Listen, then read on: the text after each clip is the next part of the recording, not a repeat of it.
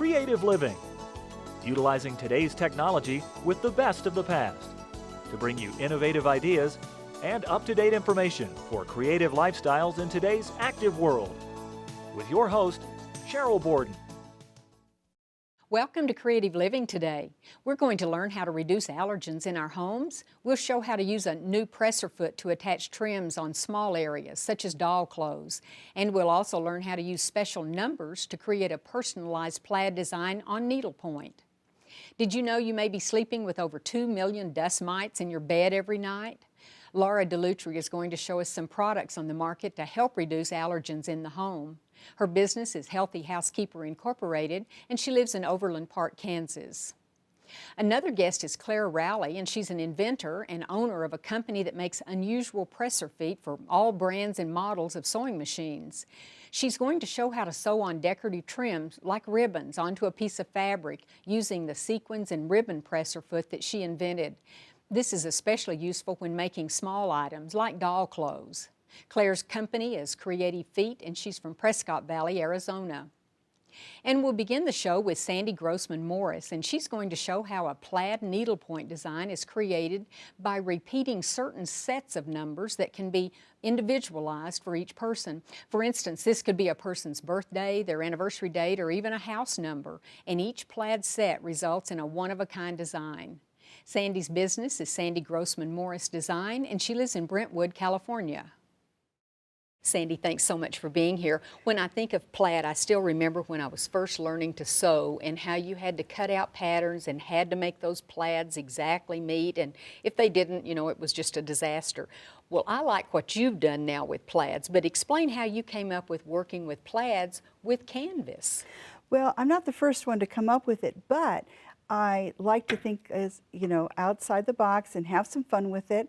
And so it's, I like to do special plaids that are based on setting up a set or a sequence of numbers based on a date that's important to someone. That's kind of fun.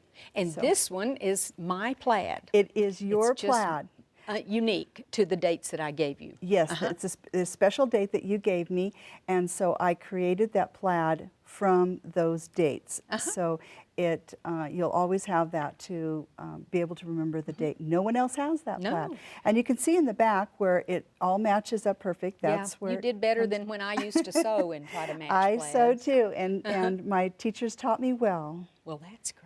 So, this is a little night light, and really the part we want to talk about is the little plaid insert. Yes, the reason I did that, Sheryl, is to show you that you don't need a great big expanse of area to do a plaid. That's a fairly small area, and yet in that plaid is based on actually some numbers that are important to me, and so that's why I designed it in that particular canvas, and I thought it looked really well with the sunflower. And the example is we can make the whole thing out of plaid, or for instance in this design, what part would you recommend doing in a plaid? If it were up to me, I would do this outer part here in a plaid. I think it would really make that particular canvas, which is one of my designs, pop. And so I think it would be very easy to do, and it would look very well. I think so too. Yes, that's a good example. Wow, now this we've is got the Santa, the claws. Now, doing this in just a regular tent stitch would be boring. So I think pop it up with some fun stitches, and then I would do his suit and his hat in a plaid. How fun is that? Like red and green, or what would you suggest? You could do red and green, absolutely. Do mostly red or a couple shades of red, and maybe bring in some gold or something like that. Might kind of make it pop with some green. So how many different colors could you work into your plaid? That's up to you. And so, and I'll talk about that, how you make those sets and how you can design your own plaid. Okay, I'll wait then and find that out in a minute. Here's the herd, and I think that would be cute, doing each reindeer in a separate plaid. That's a good idea, yeah. Or maybe just the center one and do these in some different stitches just to make one pop. Okay. Maybe Rudolph. Of course. Here's another one. And this one here has 3 shades of green on these trees, and I think doing those in plaids would really make this particular canvas very interesting. When you sell these to people, do they usually have in mind what they want to do, or would anybody else have ever thought about doing plaid on Christmas trees? Well, probably not, but I have a website and a newsletter, and so they can sign up for my newsletter, and I put out information like that little and show how tips to and- do it, and so they can search out different canvases that will make that Kind of lend come together. themselves to Yes, it. Okay, absolutely. and you promised to show us how to do I did. this.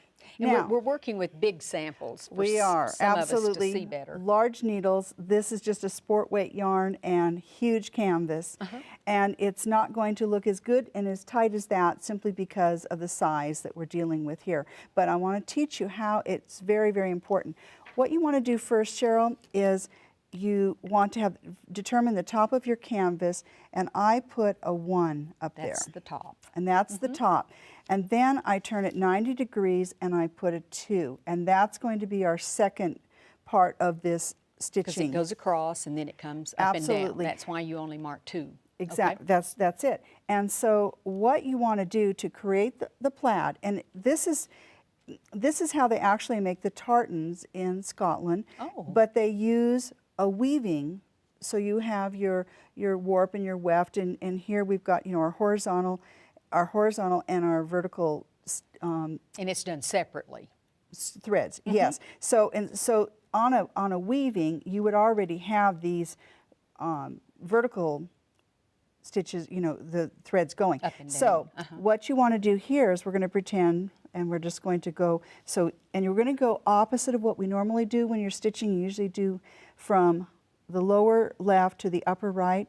We're going to do opposite. We're going to go from the lower right to the upper left. And we're going to go And through I guess there. you'll explain why. And then we're going to skip a stitch, and then we're going to do the next one. So instead of making the X, Well, that would be in cross stitch. And so, but what we want to do is we want to do every other stitch. to leave room for the others that we're going to add? Then we're going to turn it this way, and we'll do these, and we'll fill every okay. other stitch in here. Okay. So you would just go across, and this one is based on a simple set of 1, 2, 3, 4. And what that means is you create a set, and then you repeat it. And a set is a sequence of numbers.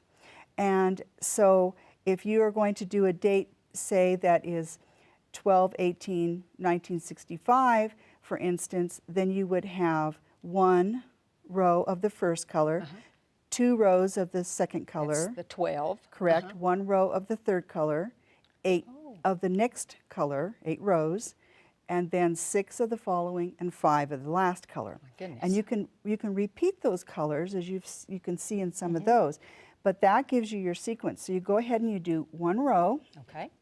every other stitch. Every other stitch. Yes. Got it. And then on need your here, needle. yes. And then on this one, I've got this threaded. This would be for your second and third rows, which would be 2, because we're using the sequence 1, 2, 3, 4, just to Okay. make it easy.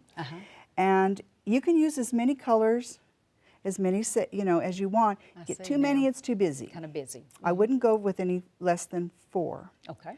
So here we've done this one here.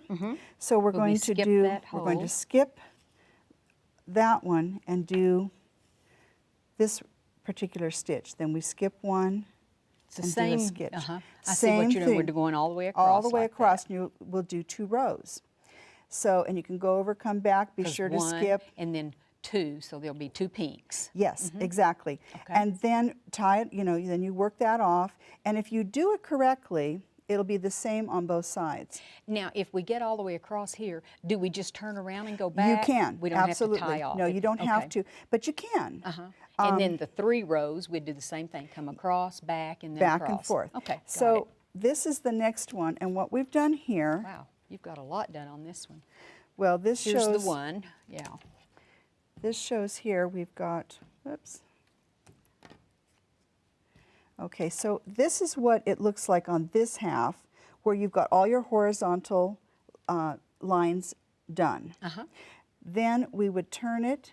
So The 2 is the at 2 the is at the top, and then you're going to go in and fill in every other stitch because it's empty. Oh, I can see this now. Row 1, 2 pinks, 3 oranges, and 4 yellows. Yes, That's your exactly. 1, 2, 3, 4 pattern. So your next one, you'd start this pattern, Again. this set. So this is a set of 1, 2, 3, 4. Right. It could be any number, what you wanted, but this set then is repeated down here and then again. And if it doesn't come out even, that's okay. That's We okay. might- You can we see might on end- here where it, on both of those, where it doesn't. It's got to end somewhere. Yeah, so sure.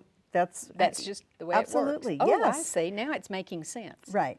So that's how you do So we'd the start plan. all over and continue and do our set again, Right. and then another time. And when you use a date, it's really easy to remember your set. Oh, okay. And then it's a plaid that nobody else has. That's unique, and I'm Yes. so proud of the one you made for me. Thank you. You're welcome, Sheryl.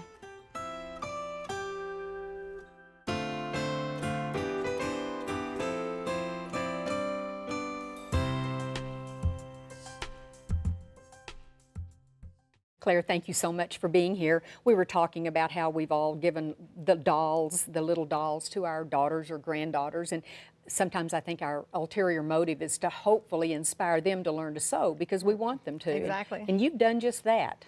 Right. You can take existing clothing and embellish it, or make from scratch using simple scraps of fabrics like this and join two together to make your own skirt. This one was an outfit that they had for a pair of shorts, and took the shorts off, took the belt off, added beads on. Wow, to now the that looks edge. like the hard part. And actually, this only took about 15 minutes complete sewing time. We did the elastic with the sequins and ribbon foot. This turns her evening gown into an afternoon affair. Mini skirt. And you can see this bead was sewn right on the very edge of the fabric with no stabilizing at all. Wow. And the elastic How sewn on with our beautiful. sequins I would have and sworn ribbon. it came just like that. It looks like it. Right, no. Okay. And you said your daughter actually made this. Yes, she did. Wow. She made it when she was 9 years old, and she and a girlfriend, they just kept sewing rows and rows and rows of trims, which are done without having to hold the fabric at all. And so you're going to it's show really us in a nice for minute how to children. do that. And then I sewed up the side seam, and I took it from her. And you've kept it ever since, you said. Now she's sewing. And here's another This one is with another these beautiful application where we just take some ribbon, sew And- some beads on to the And ribbon. this time you actually made the skirt. Right, so we gathered make it the and- whole complete skirt. Oh, she's so pretty. And then here is another where I took the hat off and I added some sequins right onto the hat, the existing hat. And then added this lace to the shirt that they supplied with the doll, and then added the beads onto it, making a little dress instead Gosh, you of could have pants. twice as many clothes to play with. Right. That's what I loved about them anyway, Exactly. was making the clothes. It's so much fun. And you were Clothes talking and- about the special feet. There's actually two.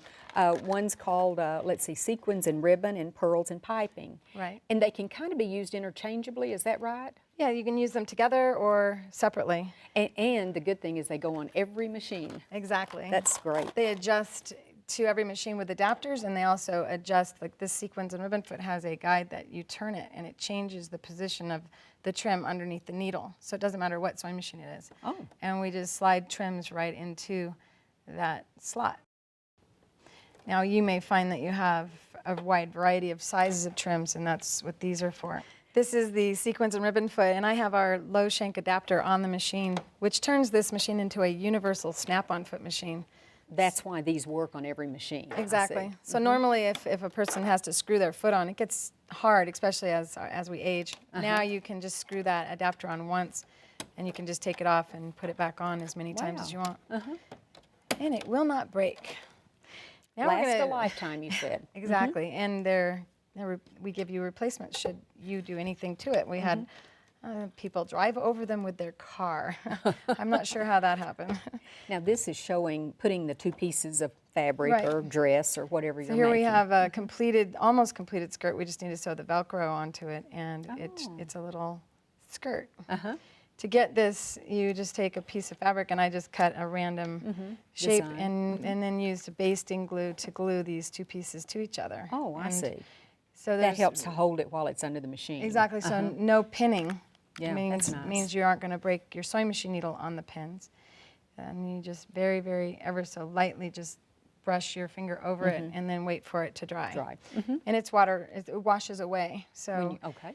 if you get any on you or the carpet or the child, it'll come right off. And I'm going to take and show you how we can slide ribbon right into this tube, and it comes out the back side. So if you have a Viking or brother or Janome, all of this zigzag stitch don't line up the same. So this nut on this foot turns and moves the ribbon over to the sewing machine needle. And I have set on it a decorative stitch. However, you could use a double needle and sew both sides down at the same time. Oh, you could. So this is a decorative stitch for those who have decorative stitches. And some of us have lots of those and have never used them. Right. But this might be fun to try. So you can adjust that to actually turn the ribbon, which is impossible to do without this foot. We move it the other way, and now we can turn in that direction. Oh, it's doing it by itself. I thought you were... Right, no guiding the trim, always the foot doing the guiding. That allows our hands to be relaxed and takes the pressure away from us. If you hold the trim while holding the fabric, it gathers. Oh, yeah. So we want to always let the ribbon be free. So it's just a free motion sewing type of technique, it seems like it, but the really, feed dogs are in fact engaged and feeding the fabric through, so we're not able to mess it up. And now I'm going to show how you can sew on beaded ribbon and with the pearls and piping foot. That design really looks really good on that. Yeah, sorry. There we go. And you might want to stabilize the fabric a little bit. When we bend ribbon, it causes a little pressure on the fabric. So this is the sequins and ribbon foot, and now we're going to switch to the pearls and piping foot. And you're leaving the same adapter on. Right, I actually just put beads on the ribbon beforehand, and then this foot will ride right over those beads, allowing me to also bend the ribbon while actually sewing the beads on at the same time. And so would you recommend doing that first, adding the beads to the ribbon? In this case, yes, it's much easier to sew the beads onto the ribbon and then sew the ribbon down rather than try to steer over the ribbon and then sew the beads on. Oh, I see. Okay. That's a good point. And the beaded ribbon is like $11 a yard, and now you can make it yourself for about 22 cents. Wow. That's an incentive if I ever heard one. Right, and we're going to use, once again, this is just a standard zigzag stitch on the sewing machine. And in the instructions, I list what stitch length and stitch width, needle to use, needle, thread, bobbin thread, stitch width, stitch length, so there's no guessing. And once again, one finger guiding, never holding both hands. What I notice is that you're not all humped over the machine where we get our back aches. Exactly. So it's very light touch. And then you just keep building this, and after you're done, you could sew elastic onto that, or you can gather up the waistband if you're leery of sewing with elastic or Velcro. You can actually sew little trim on the edge.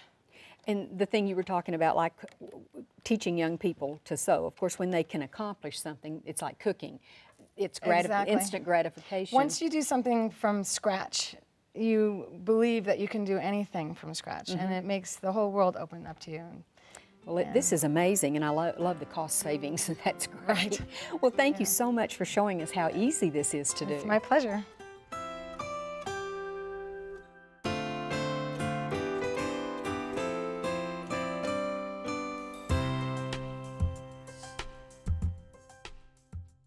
Laura, thank you so much for being here. I was talking to you earlier about how appropriate this is that we're going to talk about allergy relief, because it seems like a lot of us are just having a runny nose, maybe itchy eyes, and you don't feel too bad, but it's just an irritant. It really is, and there's so many different things that you can do, Sheryl, to control the indoor air. We really can't control what's going on in the outside environment, but we can control our home.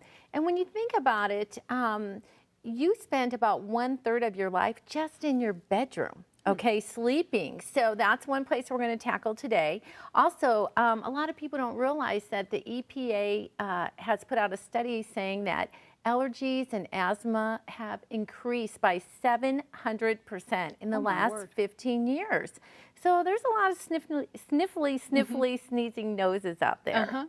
Well, let's start with one of the things that you recommend, and I think that's a great idea. Okay. Well, my first thing is microfiber cleaning cloths. And the reason that I like these is because they pick up 99.9% of germs and bacteria and allergens off a surface. So as you're cleaning, it's not just going back up into the air. Exactly. It's not being blown around. And what's nice about these is they really do suck up everything, and they bring all the germs and bacteria into the cloth, so you're not smearing it. And the nice thing about the microfiber cloths, the real nice thing is you don't need chemicals. Oh, so just use them as is. Yeah, that's one thing a lot of people complain about when they do have allergies. They don't want to spray a lot of cleaning chemicals because it's an irritant, of course. And it's in the air as well. Exactly. So this will take care of that. Microfiber cleaning cloths. Next thing, dusters. You want to make sure that you get a really good quality duster. You don't want, the old chicken feather dusters that just blow everything back into the air. You want to make sure that you have a duster that's really going to trap and lock the dust and dirt and allergens. So look for that. The other thing that I recommend is to get one of the new allergen sprays. There's new ones on the market now. They actually make a furniture polish that actually helps reduce allergens. And another good tip for everyone is to spray the furniture polish directly on the cloth. That way you have less in the air and less to breathe in. That's a good point. I've always tried to do that. Yes, now let's talk about the bed, because it is where we spend 1/3 of our life.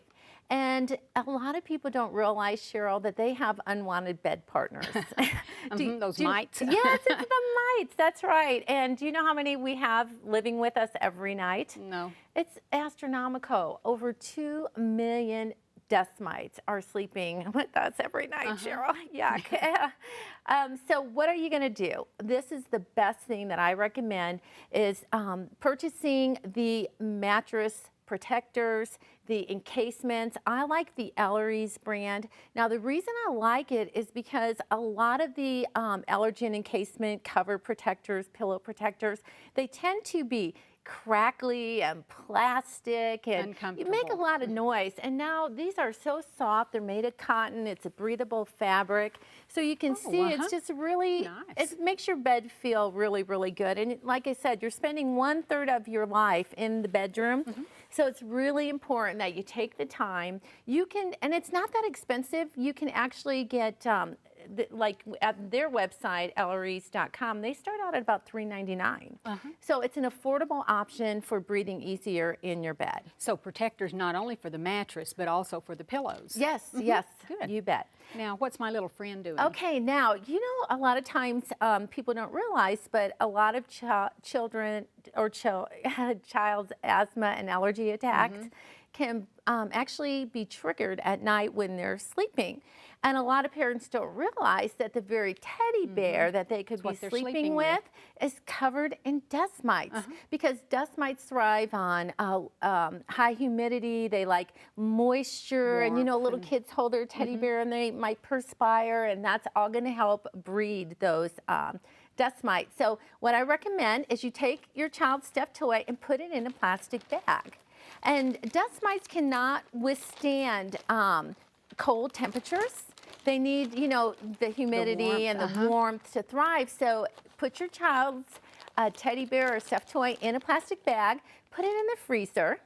And does that kill the dust mites? That kills the dust mites. I'd say stick it in there for about 2 or 3 hours and let them all freeze and die. And then you take it out and vacuum it with a HEPA vacuum. That's very important. With that filter. And with that filter, and then give it back to your child.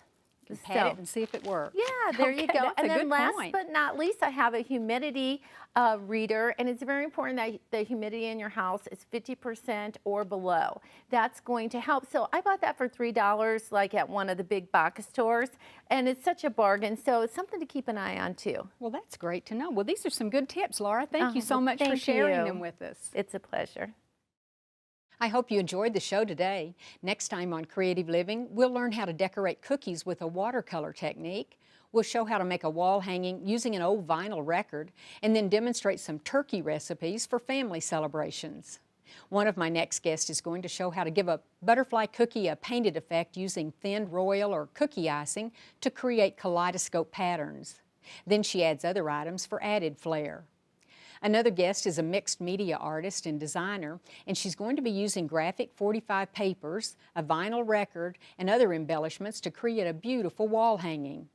And finally, we'll talk to a representative for Butterball. She's going to talk about go-to recipes for family celebrations, including snack ideas for kids, healthy lunch ideas, and ideas for using leftover turkey. She also has innovative turkey recipes for dinner time.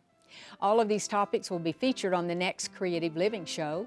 If you ever have comments or suggestions or ideas for shows, you can email me at cheryl.borden@enmu.edu. I'd also like to ask you to become a fan of Creative Living on Facebook. Just go to facebook.com and in the search window, type in Creative Living with Sheryl Borden. Thanks so much. I hope you'll plan to join me next time for Creative Living. We are very pleased to offer a new booklet that accompanies this series of Creative Living. This booklet is titled the 6500 Series, and it features a wonderful collection of ideas and information, and it's available free of charge on our website.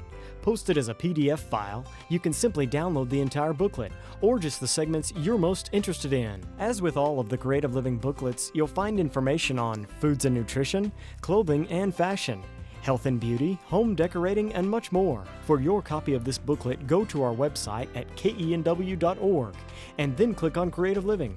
Scroll down to the booklet section and you can click on this booklet or any of the other booklets we have available online. Once again, just go to KENW.org, click on Creative Living, and download the booklet, titled the 6500 Series. We also want to encourage you to sign up for our free e-newsletter. Just click on the Sign Up Now button and input your email address. That's all there is to it. You'll enjoy reading an up-to-date newsletter filled with interesting topics and information. Thank you.